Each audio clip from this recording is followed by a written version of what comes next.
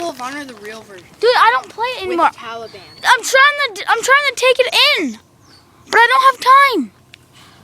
I don't want it anymore. I'm trying to take it in. Why don't you take it in? Cause I forgot it in my dad's house. I'm gonna take it in. I don't play it anymore. It's not like it's that fun. Besides, you don't kill Americans, dude. Yeah, you can choose your team. That's on multiplayer online. I can't play online. How come? Cause I don't have an Ethernet cable.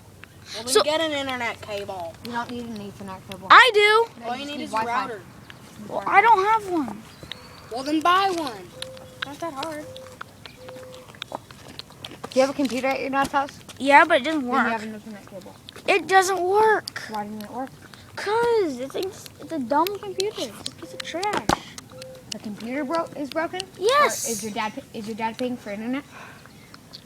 What? Is your dad paying for internet? Do you No, guys? it's a thing slow. It has viruses and stuff.